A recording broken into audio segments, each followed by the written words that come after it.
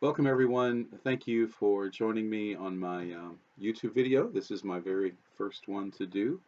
I've never done a podcast before. This is the first, so please excuse the lack of professional quality. This is just a homemade gig I'm doing here, but thank you for joining me. I'm glad you're watching. I want to talk with you today about coronavirus and all of the strange, bizarre, remarkable things that are happening in our country and in our world right now. And so the obvious question you want to ask is, who are you? Why should I listen to you? Who are you, and what do you have to say about coronavirus, and why should I listen to you? So, that's a good question. It's a question that you should ask of everybody that wants to talk to you about coronavirus and what's going on. So, who am I? So, in one sense, I'm nobody special. I'm just a regular guy like you. I have a wife, I have 4 children. And I'm just a regular guy, kind of old, but still have a little kick left in me. But I like to read. I like to learn. I'm very curious. And when I see unusual things happening, and this is very unusual, I want to study and understand what's really going on. What's going on is my big question for the events of today. I'm good at math. I'm good at mathematical modeling. I'm fairly well educated. I have 5 degrees, including one from Berkeley. Go Bears. I need a haircut. All the places to get my haircut are closed. I treasure critical thinking. In fact, I coach middle school and high school students debate. So, Lux debate students, I love you. Pay attention. You may be tested on this material, so listen closely. I like to challenge assumptions. And in questioning the assumptions for all of the predictions of the death rate and all of the mayhem and turmoil and despair that has been predicted for this particular virus that's going around, what I have found in my research is that the models the government officials are relying on, they're mistaken. They're erroneous because mathematical models, they can look fancy, graphs, all sorts of scientific look to them, but they're only as good as the input assumptions that the models rely on. And the input assumptions that are going into the mathematical models predicting the harm of this particular virus are flawed. The assumptions are deeply flawed, and that's leading to flawed conclusions. And I'll be talking about that. But first, I want you to know that I studied some experts, some actual experts, and so I want to tell you who they are so you can look them up. I don't want you to take my word for it, and I don't even want you to take these people's word for it, even because they're experts. I want you to listen to what they have to say and read for yourself and think about it and see what actually makes sense. So the first expert I want to talk to you about is Wolfgang Wodarg. I guess if I'm going to try to pronounce it in a German accent, it's Wolfgang Wodarg, something like that. But Dr. Wolfgang Wodarg from Germany. And Dr. Wodarg is a medical doctor in Germany. He's been practicing medicine since 1973. He's a pulmonologist, which means he specializes in the human respiratory system and diseases affecting the lungs and the respiratory tract. So he's an expert. He was a director of a research center that tracked all the respiratory illnesses, all the flus and cold every year in his area with a population of 150,000 people. So he's a real expert, Dr. Wolfgang Wodarg. You want to look this guy up. And he has produced a video, and it's entitled How Dr. Wolfgang Wodarg Sees the Current Corona Pandemic. And so you want to Google that, you want to look that up. It's about a 10-minute video. It's very enlightening, and I highly recommend that you Google that and look that up. So in the video, Dr. Wodarg discusses that we have about, every year we have about 100 new viruses, new variants that make people sick. And these viruses adapt and change every year. and that's why they make us sick. They if they didn't adapt and change, that we wouldn't get sick because our bodies build up an immunity, and so they have to change. They have to modify a little bit, and they do that every year. There's about 100 of them coming around, and that's why we have a flu season every year, and people get sick with the cold and the flu every single year. Now, last year in the United States, in the 2018-2019 winter flu season, about 35 million people got sick with the flu. That's just in the US, and about 34,000 of them died. That was just last year. 2 years ago, in the 2017-2018 winter flu season, 2 years ago in the US, about 45 million people got sick with the flu, and about 61,000 of them died. So when we hear about people dying, and it is sad, it is scary, and it is sad, it is traumatic when people die, and we hear the numbers from the different countries, including our own country, and it's constantly, on the media. We're being bombarded with it. Everybody's talking about it. It's scary, but we need to keep a perspective. Last year, 34,000 people in this country died from the flu.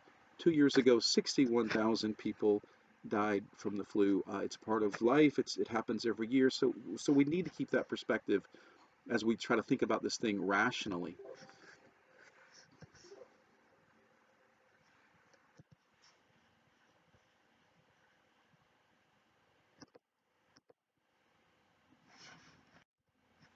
Now, those numbers are very typical. Those numbers that I just shared with you, they are very typical. They're not atypical at all. Every year, tens of millions of people in the U.S. Get sick with the flu, and every year, tens of thousands of people in the U.S. die with the flu. It's important to understand that many, many, many more people die with the flu every year than have died from this particular COVID-19 virus. And that's true for every country in the world. So why all the panic? Why all the lockdowns and cancellations and quarantines?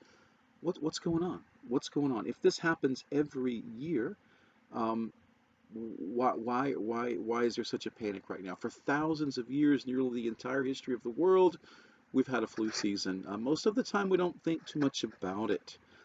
But for the last 15 to 20 years, we've had new technology, advanced technology that can identify and monitor new variances of coronaviruses.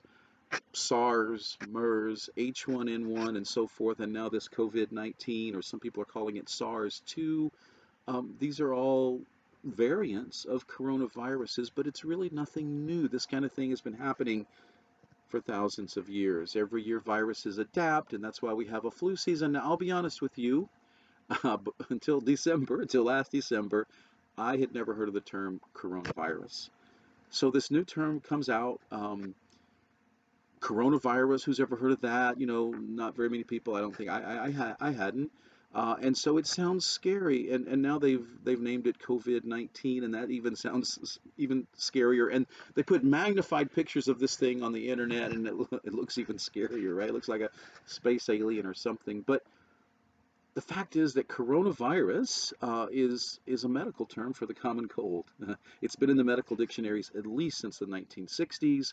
And coronaviruses, they are a family of viruses that cause what we normally refer to as the common cold, and they happen every year.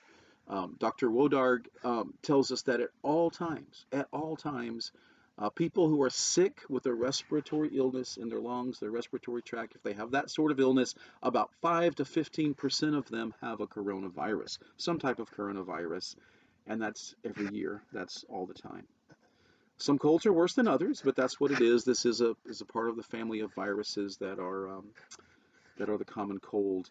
Now, Dr. Warburg identifies two key errors in the that have happened to cause an extreme overreaction and erroneous overreaction. One error are errors in data sampling, biased, systematic errors in sampling of the data. And the other error was a tremendous, outrageous overreaction by the Chinese government in the very beginning that set this thing on a bad course. The systematic errors in estimating the fatality rate are based on sampling errors. Now think about who they're testing. Think about who they're sampling where they're getting the samples from that go to the inputs, the assumptions of their models. They're testing sick people. They're testing people who are dying or near death or have died, and they're testing elderly people on a cruise ship. That's where the early testing information came from, and those groups of people are not representative of the population, not by a long shot.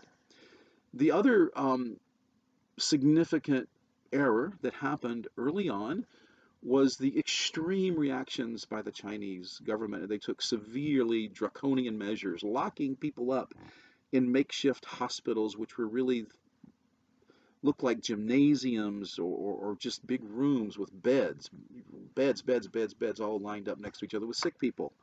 And they made them stay there where people got sicker than they should have gotten, and some of them died. And the police in China, they went door to door testing people and rounding them up, literally arresting people that had the virus and taking them off to these places where they would get sicker, and they even threatened to kill people for leaving their homes and walking around on the street. But now think about who we're talking about here. This is the communist Chinese government. Do we want to be following their example, or are they the ones we want to be leading the world on this? This is the same government that in 1999 slaughtered college students in Tiananmen Square for um, for protesting, for speaking out about the government. They just massacred them. This is the same government that currently is torturing, literally torturing political dissenters in re-education camps. This is an evil government.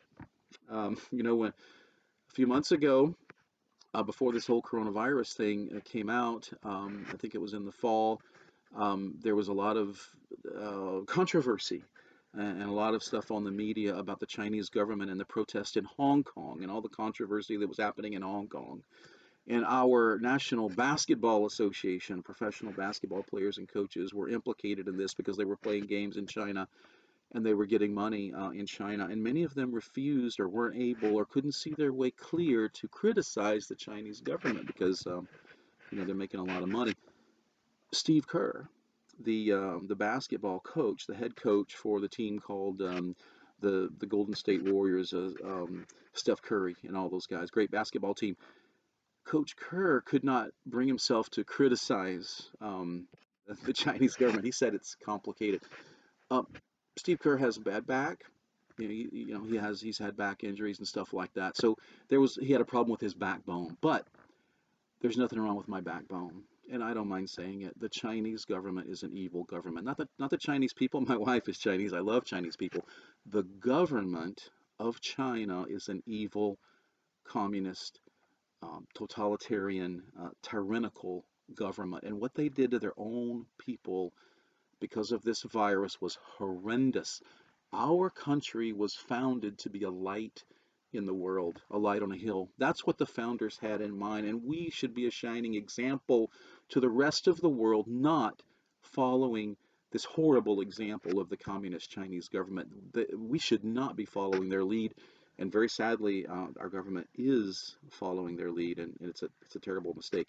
But the Chinese government, they set the world on edge with their tremendous overreaction. The whole world um, really got on edge, and politicians all over the world, including in the United States and including in Europe, they felt like they had to do something. We got to do something.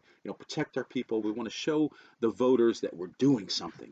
We're helping them and saving them. And I just want to say, please stop doing stuff. Right? You're doing too much. Right? Just go to Washington and argue and play your games and your theater and like the ridiculous, absurd impeachment fiasco that happened recently. It's just theater, right? It's just meaningless. So do stupid stuff like that, but try to not do stuff that hurts us. And right now, what the government is doing is they're hurting us, and they need to stop doing stuff. They need to do less stuff. Um, Dr. Wodarg likens this situation to the children's story, "The Emperor Has No Clothes." And in the story, there's an emperor, there's an ancient king, an emperor who's walking around naked. He just has no clothes on, but everybody's scared to say anything because they are under the tyrannical rule of this tyrant, and They want to be politically correct. That's a popular term these days. So nobody wants to say anything. All of the adults are too scared to say anything, and so they just pretend like it's normal. They just pretend like, oh, he has beautiful robes, he has beautiful clothes. Can't you see them? He's fine. Everything's good. But there's a young child who doesn't understand political correctness and doesn't understand political pressures and doesn't care about all that nonsense. And he says he's naked. And so Dr. Wodark says that's what's going on right now with our government fiascos. It's this great illustration. What's happening is there's a bandwagon fallacy. Ad populum is the Latin term for the logical fallacy that's happening right now. Everybody's jumping on the bandwagon, and nobody's challenging the assumptions. Well, a few people are, but those voices are not. They're very hard to get heard. There's a few very, very, very smart people challenging the assumptions, like Dr. Wodarg, but unfortunately they're not working at the CDC or in the governor's office or in Congress, or the media. So we need some more rational voices and people thinking and challenging what these assumptions are. The key takeaways from Dr. Wodarg's video, again, please go watch his video, Dr. Wolfgang Wodarg, how he sees the current corona epidemic. Go watch that video. But the key takeaways are the coronaviruses. They are a family of viruses that make people sick every year. Call them a cold, call them SARS, call them MERS, call them whatever you want to call them, but they are a family of viruses that have been around pretty much the entire history of the world, several thousand years, making people sick every single flu season. That's coronaviruses. The death rate for COVID-19, this particular coronavirus, or SARS-2, or whatever you want to call it, it has been grossly overestimated due to extremely biased sampling error, and that's a theme that's going to recur and recur and recur. But that's one of the key takeaways from Dr. Wodarg. Another key takeaway: the Chinese government set a very bad precedent, and we should not follow it. We are following it. We should not be. Our government is following it. It should not be. We need to take a step back and ask this question. Key question. Dr. Wodarg presents this key question: is this year any different than other years? Are a lot, in other words, if this thing is as bad as the WHO, the World Health Organization, the CDC, all your politicians who are, making us stay in our houses, if it's really that bad, what we should see is a lot more people dying of respiratory illnesses this year than other years. Is that happening? No, not even close. Not even close. This year is a very typical year of the people who are getting sick from respiratory illnesses and the people who are dying from respiratory illnesses. It's not different than other years. The last key takeaway from Dr. Wodarg is the emperor has no clothes, and we need to be courageous enough to stand up and say, no, this is wrong. What's going on doesn't make sense. The next expert I want to talk to you about, and I apologize to this dear man, I'm going to mispronounce his name, I'm sure, but Dr. John Ioannidis, Dr. John Ioannidis, Dr. John Ioannidis, and he is from Stanford University. Look this wonderful man up, Dr. John Ioannidis from Stanford University. Look him up. He's an amazing person. He's a professor of medicine. He is a professor of epidemiology and public health. He is a professor of biomedical data science. He is a professor of statistics, and he is the co-director of the Meta Research Innovation Center at Stanford. What an amazing person. All of those wonderful credentials at Stanford University here in Silicon Valley. Dr. John Ioannidis. Google him and look him up. He's written an article. In a publication called Stat. You can look it up online. It's an article saying it's a fiasco in the making, As the coronavirus pandemic takes hold, we are making decisions without reliable data. That's a long title, but it has a lot of information in there. A fiasco in the making. As the coronavirus pandemic takes hold, we are making decisions without reliable data, and you can Google that. You can look that up on a website referred to as Stat, S-T-A-T, and there is the title of the article. Google that article by Dr. John Ioannidis. It's a great article. Now, in this article, This professor, a very accomplished, amazing, credentialed, brilliant professor at Stanford, says that our government officials are basically, he's polite. He's more soft-spoken and polite than I am, but he says basically that our government officials are creating a fiasco. He uses the term fiasco because they're rushing to extreme decisions and actions without sufficient data. They don't have the data that they need to be making remarkable, unprecedented, amazing actions and decisions, and they just don't have the data. Dr. Ioannidis makes two important points. Number one, there's very little data of any kind. Still, the data on this new variant of coronavirus, and it is a new variant. I shouldn't use, you know, it's a new variant. It's a coronavirus. There's nothing new about coronaviruses. We have 100 new ones every year, different kinds of flu, influenza, and coronaviruses. So there's nothing new about having new variants, or new variants come every year. So it is a new variant, but there's nothing new about that. We get new variants every year. We still have very little data of any kind. I guess we have more about this one than we do about a lot of other coronaviruses, but in terms of projecting a death rate, a fatality rate of this thing, there's very, very little data. And the data that we do have is unreliable, and it's leading to erroneous conclusions, bad models, flawed conclusions because it's subject to errors, for sampling errors, biased sampling errors, just like Dr. Wodarg said. Dr. Ioannidis is saying the same thing, that there are sampling errors, there are biased sampling errors, and that's why this data is unreliable and is leading to wrong conclusions.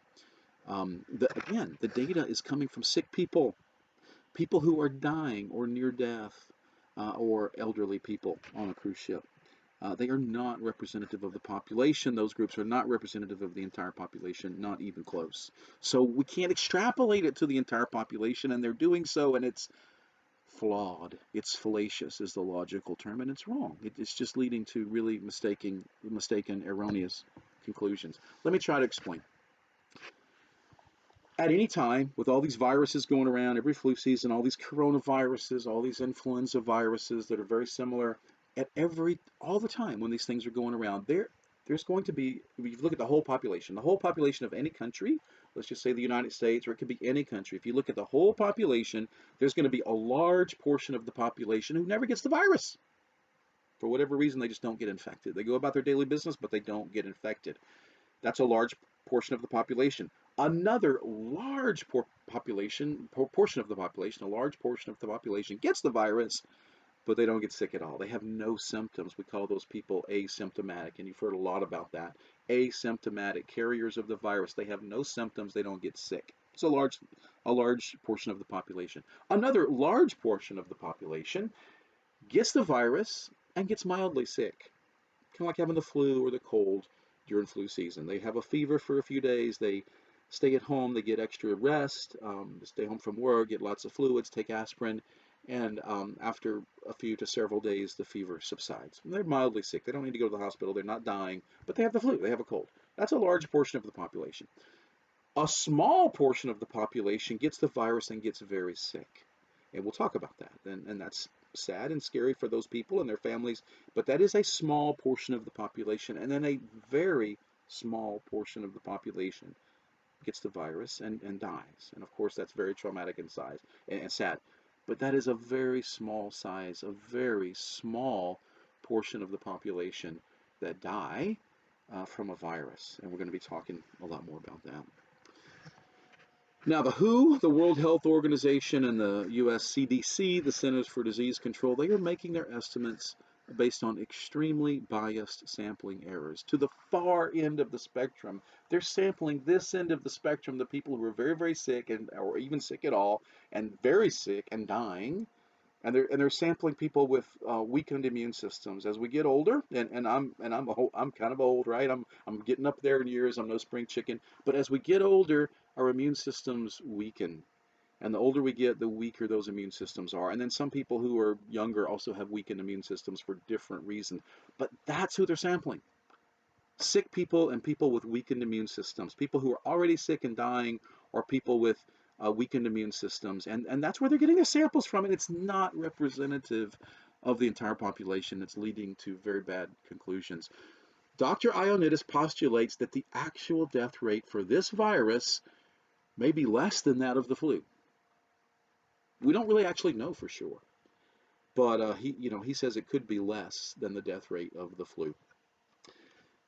He makes this analogy, which is a great. I love this analogy at the end of his article. He says, if we didn't have this technology that could identify this virus and tell us its name, COVID-19, and make us all scared and panicked, if we didn't know any of that, if we didn't know that there was a new variant or a new strain, it had a name, it came from China, lab, wet market, wherever it came from, like if it wasn't on the media constantly, if we weren't being bombarded with this name of this virus and tracking it with all these, technology, testing equipment, all, if we didn't know all that, and we were just going about our business like we were back in the 70s or the 60s or the 50s or the 1800s or whatever, maybe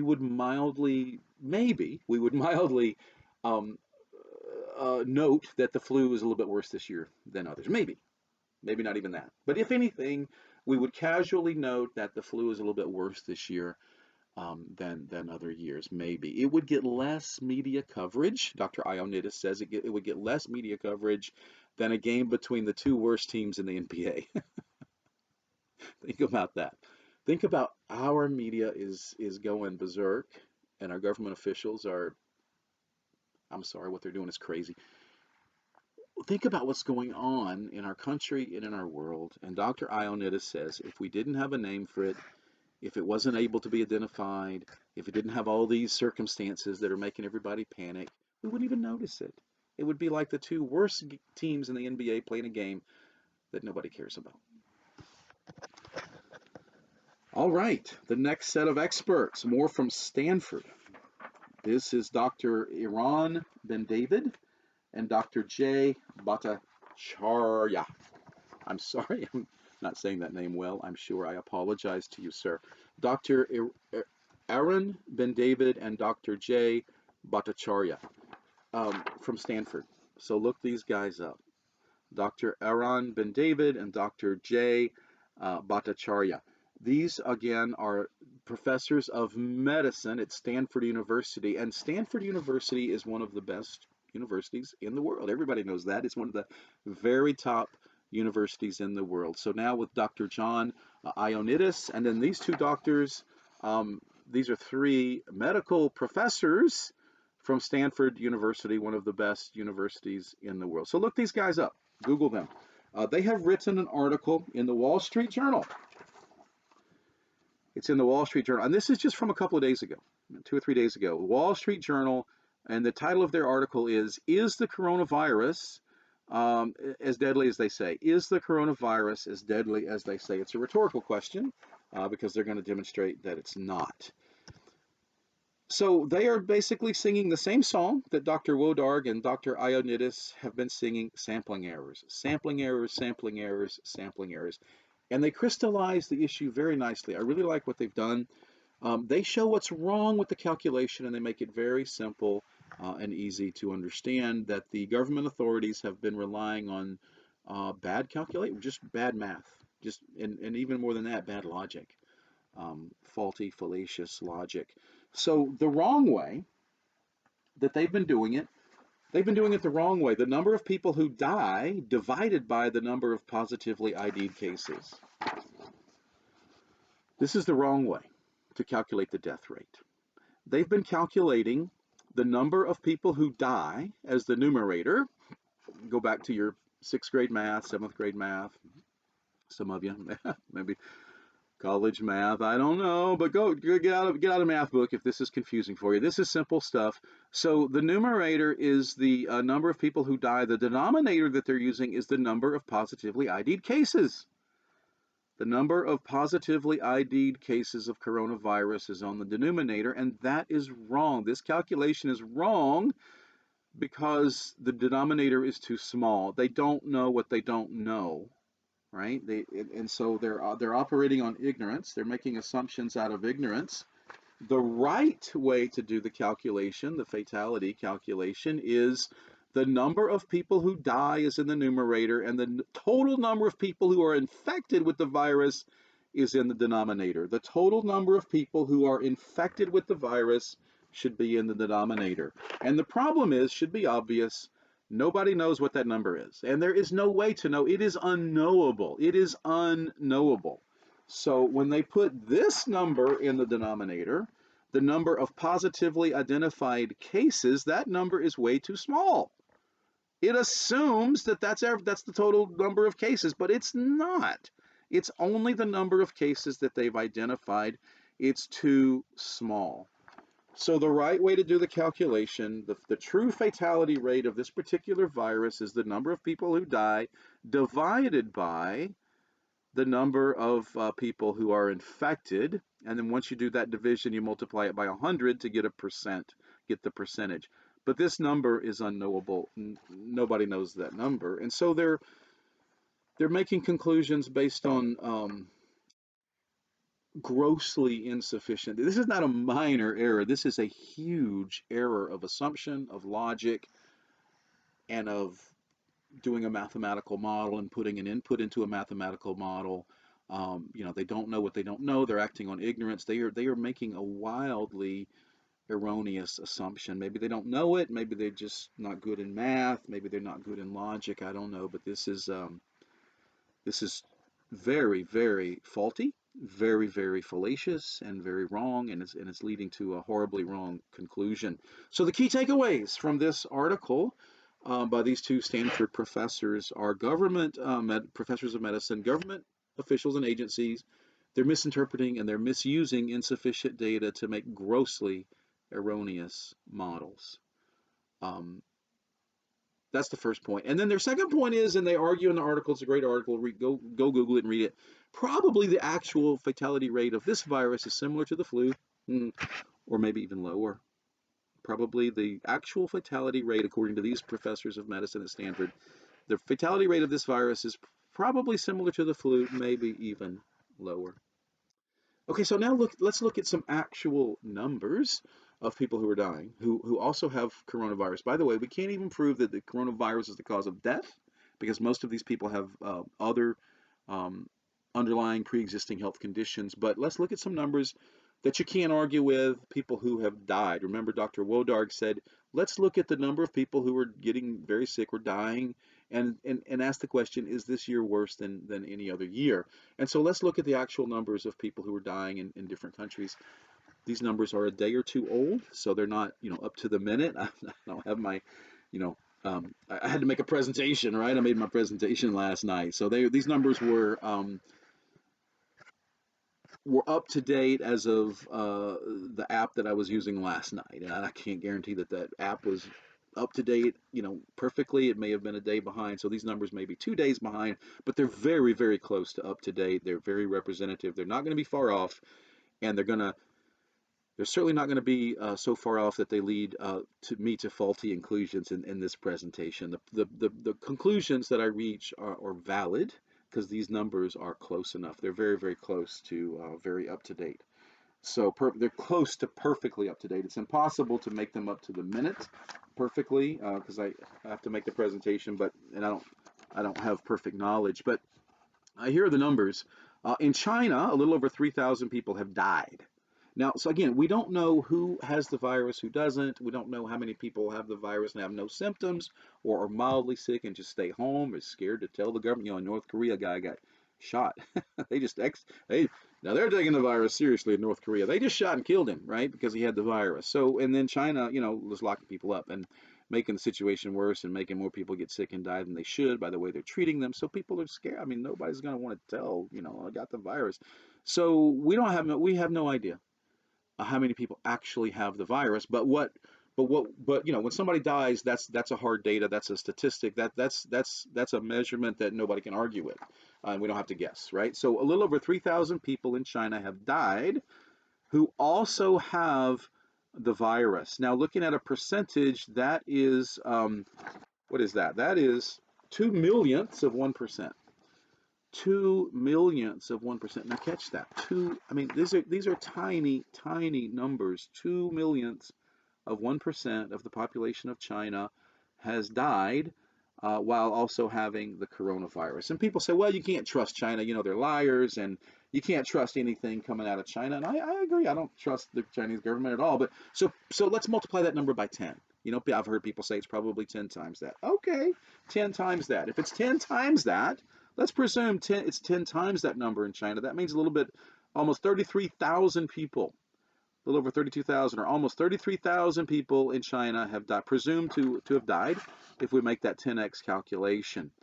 Um, 33,000 people. That is 2 thousandths of 1% of the population. So instead of 2 millions, you know, take your pick. 2 millionths of 1%, 2 millionths of 1% of the population, or 2 thousandths of 1% of the population. Either way, we're talking about a tiny number.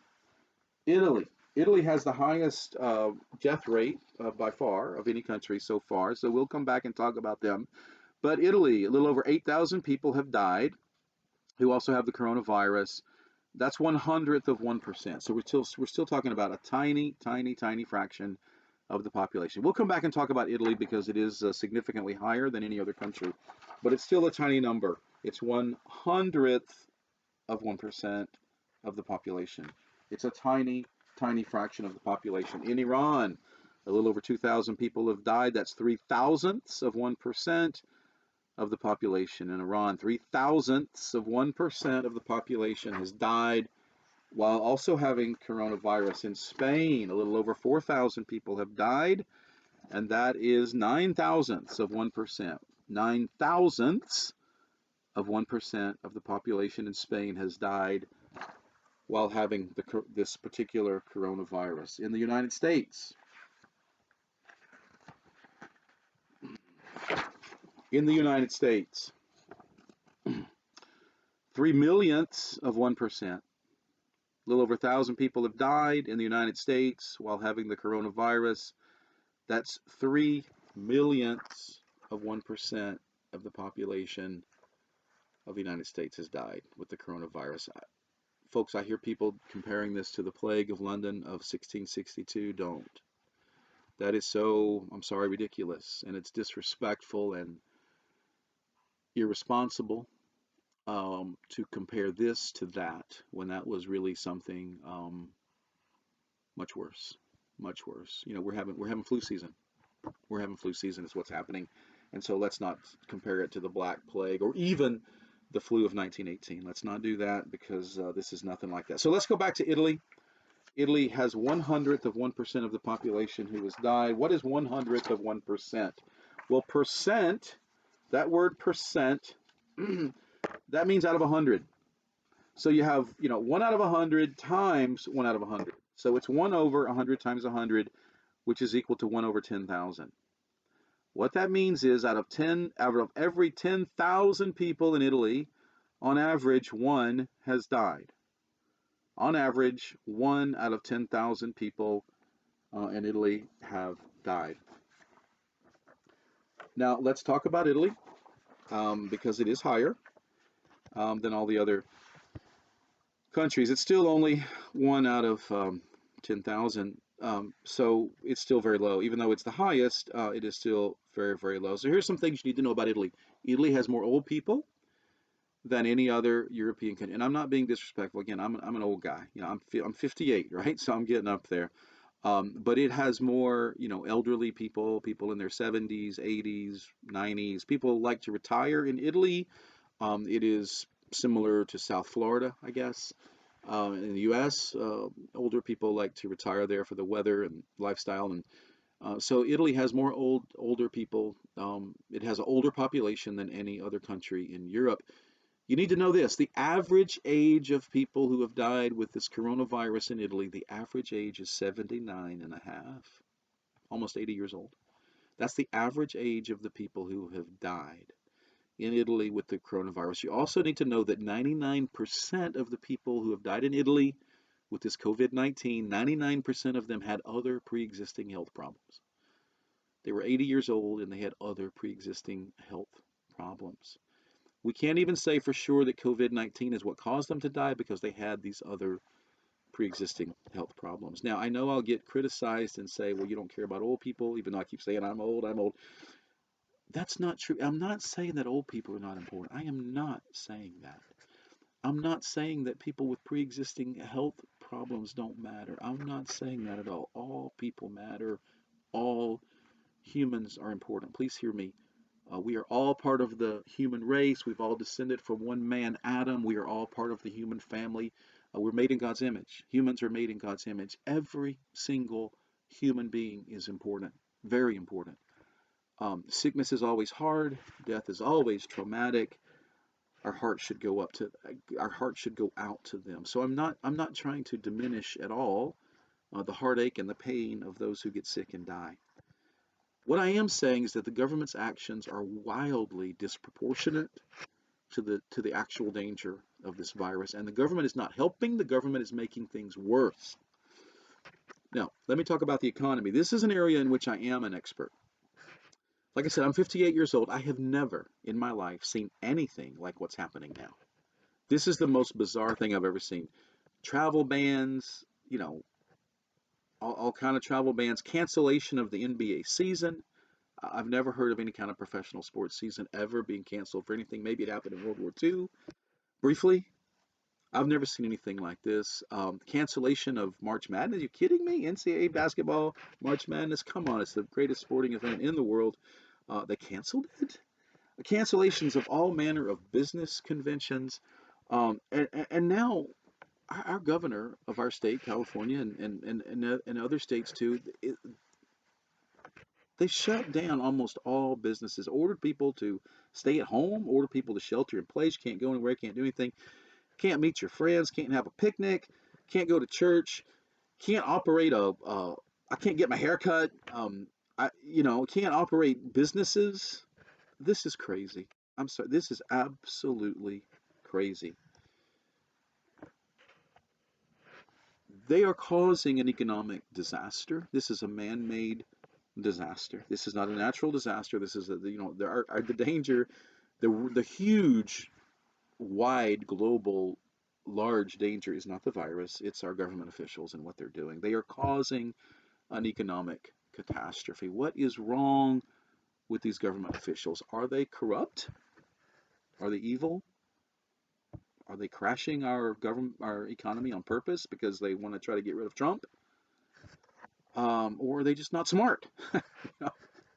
Maybe maybe some of each, maybe both. Maybe some of them are not very smart at all and didn't study logic or math or science. Um, Either way, the result is the same. They are causing an economic catastrophe. Governor Newsom, Governor Cuomo, Governor Abbott, this is both parties. This is not a Republican or Democratic issue. This is both parties now. This is the whole country. This is local governments, state governments, federal government. You have got to stop. You've got to stop. You're causing great harm. You're hurting people. You're harming people. The economic catastrophe that you are creating is hurting people. You must stop. There is a God in heaven. He rules over the affairs of men and he will judge you. You will face him. And we all, it is appointed to man once to die. And whether you die of coronavirus or something else, death comes for us all and you will stand before God and you will face judgment. And he will judge you for your actions, and you need to repent. You need to stop this harmful action. You need to apologize to your people in your districts, in your country, in your state. You need to say, I'm sorry, I made a mistake, I was wrong. Everybody get back to work, get back to church, get back to your normal lives. Please forgive us for making this horrible mistake. Um, you will be judged by God. You need to stop what you're doing. Okay, politicians, they love the war analogy. It's a sick analogy, but since politicians love it, let me speak a language that they understand. Let's use the war analogy. In war, when you're trying to take out an enemy or eliminate a threat or eliminate danger, there's two strategies, in broad strategies. There's a surgical strike. The surgical strike is when you use technology and highly trained professionals to take out an enemy threat, and you do it in a very precision format without harming innocent civilians and bystanders. You minimize collateral damage. An excellent example, an illustration of that, was the strike on the top Iranian warmonger general Soleimani. Sorry, I don't know how to pronounce his name. Soleimani. But they took him out in the Baghdad airport with a drone. Amazing precision technology to go after the warmonger, evil threat that they were trying to get, and minimal, minimal to no harm to innocent bystanders or the civilian population. That's a very recent, happened in early January, a very recent example of a surgical strike. A scorched earth is the other part. You can do scorched earth or surgical strike. Scorched earth is, you know, the obvious example of scorched earth is the massive destruction by the crude, by today's standards, the very crude bombs that were dropped in World War II. Just devastating, countries, really. I mean, all of Europe and all of Asia was bombed and destroyed and in ruins after World War II. That is the scorched earth policy. Needless to say, the surgical strike is more desirable than the scorched earth. Our government officials are taking a scorched earth policy in their war against the great virus. They're at a war against the great virus, and instead of doing a surgical intelligence surgical strike strategy, they're doing a scorched earth, and they're doing more harm than good. What they're doing is truly outrageous. Quarantining entire states and even entire nations of healthy people. Quarantining healthy people when only a tiny, tiny, tiny portion of the population is actually sick. They need to do a targeted, intelligent, scientific approach, not destroy the entire global economy. Now, let me address some popular fears and objections and concerns. One is, we need to worry about this virus because it has exponential growth, exponential growth. We're on an exponential growth curve with infections and deaths. Well, you know what? That's what viruses do. Huh. Of course, it's on an exponential growth curve. It's called going viral. This is nothing new. This is what every internet company in Silicon Valley and every software app developer, that's why they use that's where the phrase going viral comes from. They want their website and their software app to go viral. That's where it comes from. It comes from viruses because that's what they do. They grow. Their effect is exponential. Some people have wondered and asked the question: is this biological warfare? Is this biological warfare? And I don't know. I mean, we'll never know.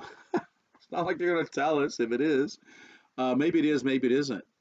But it doesn't matter. Ultimately, it doesn't matter because here's why.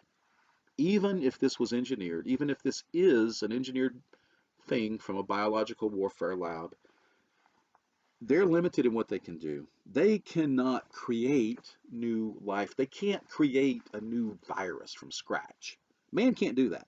I know people talk about they're lying. It's silly. It's just science fiction. Talk to James Tour. Look up James Tour, one of the greatest scientists in the world. If you think people are creating life in a lab or even getting close, contact James Tour. I believe he's at Rice University. No human, no lab, nobody, no scientist, no engineer, no government, no army, no good people, no bad people. Nobody's creating any sort of biological life in any lab. If only God can do that. Man cannot do that. If they engineered this thing, all they did was they took an existing coronavirus and they incited um, a new variant. They incited it to have particular potency or particular resistibility to this or that. Um, that's all they can do. They can just take an existing thing and modify it a little bit. But the good news is we have a wonderful, amazing immune system. The immune system of our body, um, and we're going to talk more about that, is a wonderful, amazing immune system, and we don't need to worry. We don't need to worry. Our immune system is built to fight off viruses. Our immune system is amazing. It's created by God. It's designed by God. It keeps us healthy, and it can handle this virus, and it is handling the virus. It is handling it. The people who are getting sick and dying are the people with weakened immune systems. As long as you have a strong, healthy immune system, you don't need to worry about this virus. People with weakened immune systems, yeah, they need to be careful. They need to take extra precautions. Their families need to help watch out for them. Absolutely. But that's true every flu season. That's true with every cold and every flu every year. And it's the same thing with this one. Even if China engineered this thing, you don't need to worry because we have an amazing human immune system. So don't worry about it. Get over it. All right. People say, is it novel? Oh, it's novel. It's novel. No, no. Okay, it's a new variant of a virus, but that's what viruses do. They come around every year with new variants. That's what they do. So there's nothing new or novel going on here, really, because this kind of thing happens every year. Unless you're talking about the big, thick book, fiction book. Could be a lot of great novels written about this nonsense. But, that kind of novel, yeah. But something new and strange. Oh, the world, we've never seen anything. COVID-19, oh, came from China. No. No, hear me now. No, this is the same old thing. It's a coronavirus. We get them every year for thousands of years. This is flu season. Stop worrying about it. Now, here's another one. Overwhelm the medical system. We need to flatten the curve. That's what they say. We need to slow the spread, flatten the curve, so we don't overwhelm the medical system. Let me just say this. If that is true, there's a problem with the medical system. It's not this virus. There's a problem with the medical system if that's true. But let me tell you what the medical system needs to do. They need to take a surgical strike approach, not a scorched earth policy. The medical system can do things. You can do preventative medicine for people at risk, older people. There's things you can do. You can be proactive.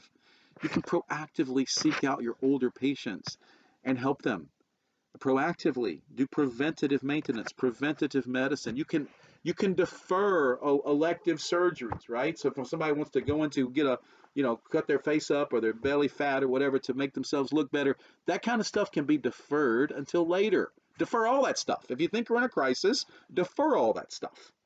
Do a surgical strike. Be intelligent. Prohibit vacation. Just say, okay, I'm sorry for the next 6 weeks, whatever it is, 2 months, 3 months, whatever you think it is. Nobody goes on vacation. All hands on deck. We need everybody working and we need to contain this thing. And please, please stop making everybody panic. You're scaring people to death for no reason. You're making the situation worse. I have personal knowledge of people who are going to the ER, emergency room, because they have cold or flu symptoms and they panic. And then all of a sudden they can't breathe. They're panicking, right? The human mind is amazing. It has effects on our body, and they feel their lung capacity tightening up. They feel like they can't breathe. They're having a panic attack. Literally, this is happening. People are going to the ER because they're panicking.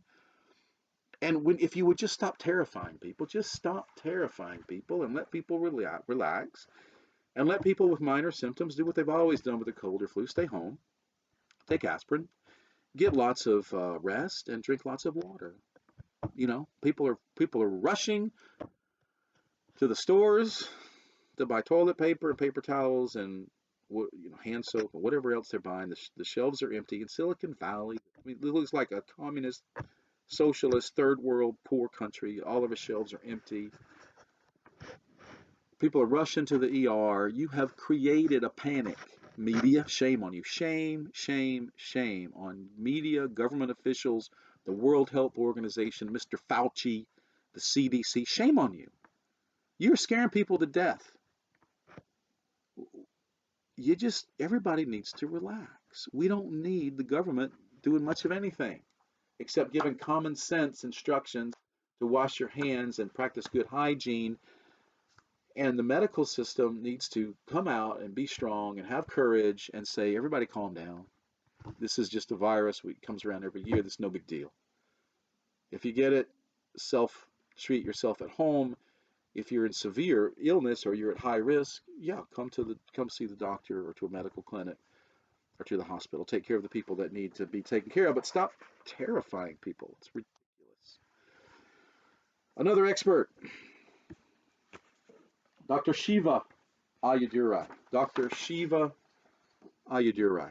I'm sure I'm probably mispronouncing his name as well. This is an amazing man. He has a PhD from MIT, PhD from MIT, Massachusetts Institute of Technology, biological engineering, PhD. The man has 4 degrees from MIT. Now, MIT is another one of those institutions, one of the top academic institutions in the world, one of the best in the world, especially for engineering and science. This guy has 4 degrees. This guy invented email, by the way. Literally, he invented email. He's a brilliant man. And he has a PhD in biological engineering from MIT. Look this guy up, Dr. Shiva. He goes by Shiva. Dr. Shiva Ayyadurai. He's running for Senate. All you people in Massachusetts, you better vote for him if you have any um, ability to think on your own and have critical thinking left. Use it, exercise it, and vote for Shiva for Senate. PhD biological engineering. He is one of the leading experts in the world. He's one of the leading experts in the world on the human immune system. He's made a video. It's kind of long. It's about 52 minutes long, almost an hour, but you should watch it. This is important, right? This whole thing is very important. And you've got some time on your hands, so watch his video. Time for Truth on Coronavirus. It's about 52 minutes long. It's almost an hour long. Watch it. It's important. Um, Dr. Shiva. And what you're going to hear from him, this amazing expert, is what's important here is not the virus, it's the immune system. It's the immune system. Our immune system is very well able to knock out this virus and all others, but we need a healthy immune system. So instead of panicking, we don't need a new we do not need a new vaccine. Please. We do not need a new vaccine. We do not need new drugs. We don't need new drugs and new vaccines that do nothing but make pharmaceutical executives rich. That's what we do not need. What we need is a healthy immune system. And Dr. Shiva talks about this on his video, right? So you should watch it. So do things to help your immune system. It's important what you eat. Eat healthy. Dr. Shiva notes that sugar is a poison. Americans eat way too much sugar, way too many carbohydrates. You need to knock it off, right? You need to reduce sugar. I myself am on the keto diet. The keto diet, I love it. I highly recommend it. I've lost about 30 pounds. I got a long way to, a lot more to go, but hey, at least I've made a start, right? And I feel better than I felt in 10 years because I've cut out the carbs. You need to cut out the carbs, America. You need to greatly, drastically reduce your sugar, especially, but really all carbohydrates. We just eat way too much. We just, our bodies are not designed to eat as many carbohydrates as Americans eat. It's poisonous, and it's hurting our immune systems. So you need to have a healthy diet, fresh vegetables, clean air, clean water, clean food, um, exercise, get some fresh air, get some sunshine. Don't smoke. If you are smoking, stop. You got to stop. Don't use drugs. Don't drink too much alcohol. Don't overdo it. Don't abuse it.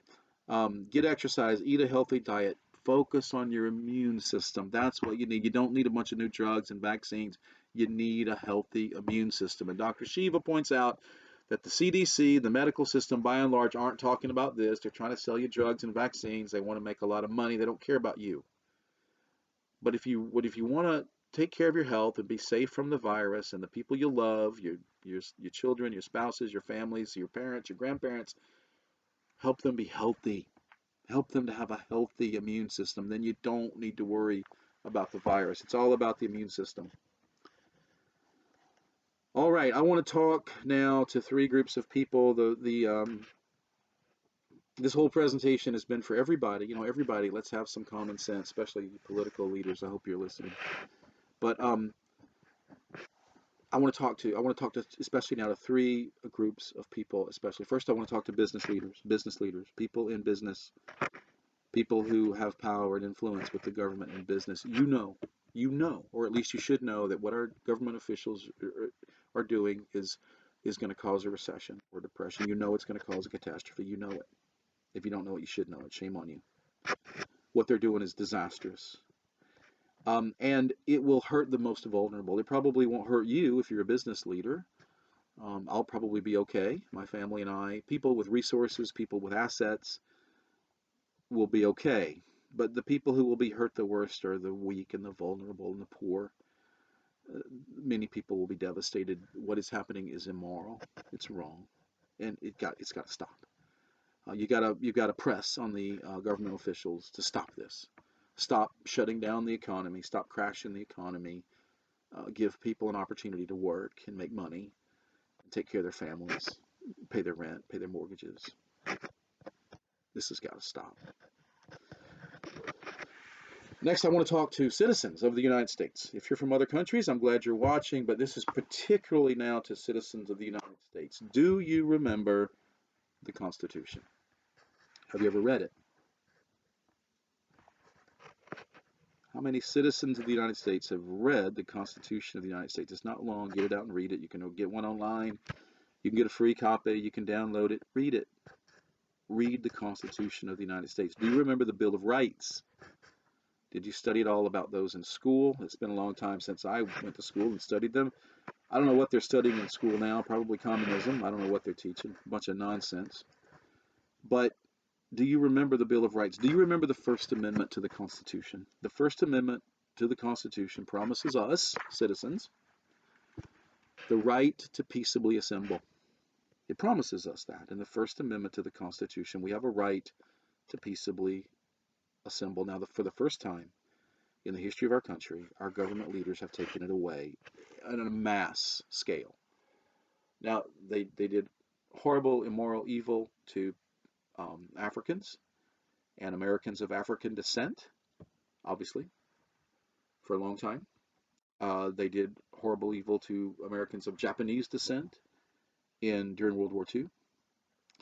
But now they've taken away our right, all of us, on a widespread basis, first time in history, they've taken away your governor, your county health official, the CDC, who gave them authority? Um, they have taken away our right to peaceably assemble. We've got to take it back. We have got to take it back. There's 330 million of us. They can't arrest all of us. We all need to have big picnics, big church gatherings, open up your businesses. Let's all go to the park, get hundreds of people to gather in large numbers for protection because they can't arrest all of you. But we need to say to our governor, no, no, you can't violate the Constitution. You cannot take away our right to peaceably assemble. No, you can't have it. Don't let them take it away from us. The third group of people I want to talk to is Christians. Christians in this country, in America. I'm witnessing something that I never imagined possible in the United States. The governor of my state, California, has shut down all churches in the whole state, and this has really happened across the country. Almost every church in the whole country. And the amazing, that's bad and amazing enough, but then the really bad and amazing thing is the church leaders have said, okay, okay, governor, this is horrible. This is horrible. Render unto Caesar what belongs to Caesar, but render unto God what belongs to God. We have something called the Lord's Day. Since creation, since the very creation of the world, at the end of creation week, the Lord himself sanctified, he made holy one day per week. One day out of every week is holy. We call it the Lord's Day. It was the seventh day in the Old Testament. Now, since the resurrection of the Lord Jesus Christ, most of us celebrate the weekly Sabbath on the first day of the week to commemorate his birth. We do two things, at least. When we make the day holy once a week, we remember God's creation, that he created the universe by his great, amazing power. He created the universe in 6 days. Scientists can't understand it. Atheists mock it. But our Lord is powerful, and he's awesome, and he's well able to do it, and he did do it. And we'll never understand it with our puny, finite human minds. But we celebrate that every week. When we keep the Lord's Day holy, we celebrate the fact that the Lord God made the heavens and the earth and the seas and all that is in them in 6 days. And the other thing that we celebrate and commemorate is that the Lord Jesus Christ, the Son of God, rose from the dead. After the corrupt Evil government leaders of his day, religious leaders as well as government leaders, conspired to murder him. The grave could not hold him, and he rose from the dead on the first day of the week. And that's what we're celebrating and commemorating every week when we keep the Lord's Day holy. Now, um, an essential part of keeping the Lord's Day holy once a week, the weekly Sabbath, is assembling together. The Lord has instructed us in the New Testament, do not forsake the assembling of yourselves together. Do not forsake the assembling of yourselves together. We have forsaken it. By and large, almost all churches in this whole country have shut their doors and have ceased assembling together. We must repent. This is horrible. We must repent.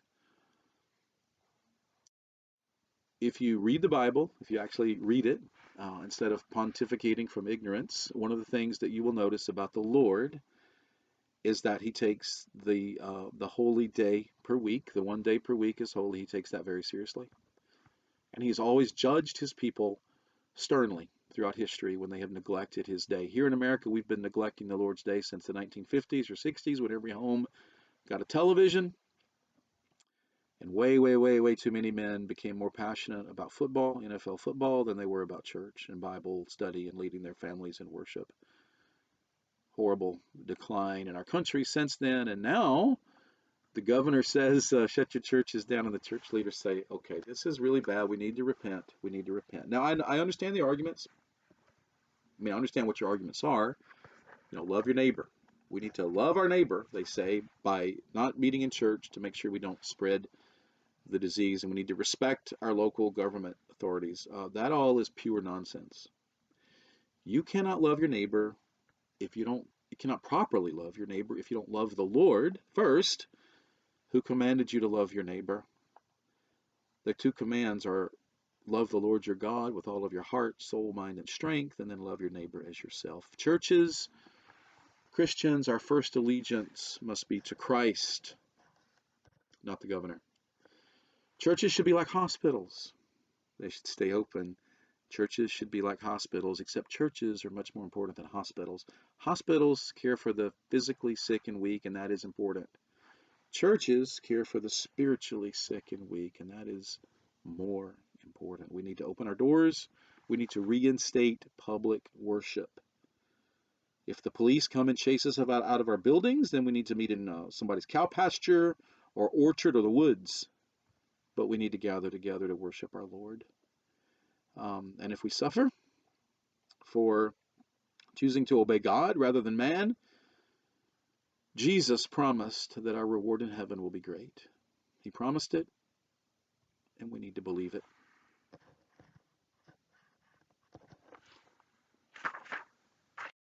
I want to thank you again for joining this video. I want to end by reading a passage of Scripture. I'll just read it without comment. Psalm 56.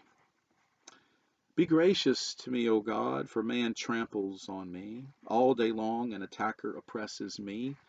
My enemies trample on me all day long, for many attack me proudly. When I am afraid, I put my trust in you. In God, whose word I praise, in God I trust, I shall not be afraid. What can flesh do to me? All day long they injure my cause. All their thoughts are against me for evil. They stir up strife, they lurk, they watch my steps. They have waited for my life. For their crime will they escape? In wrath cast down the peoples, O God. You have kept count of my tossings. Put my tears in your bottle. Are they not in your book?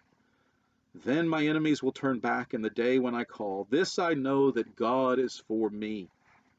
In God, whose word I praise, in the Lord, whose word I praise, in God I trust, I shall not be afraid. What can man do to me? I must perform my vows to you, O God. I will render thank offerings to you, for you have delivered my soul from death, yes, my feet from falling, that I may walk before God in the light of life. For those of you who are putting your trust in the Lord, who is our only true help in life and in death. For those of you who are putting your trust in him, may the Lord bless you and keep you. May the Lord make his face to shine upon you and be gracious to you. May the Lord lift up his countenance upon you and give you peace. Amen.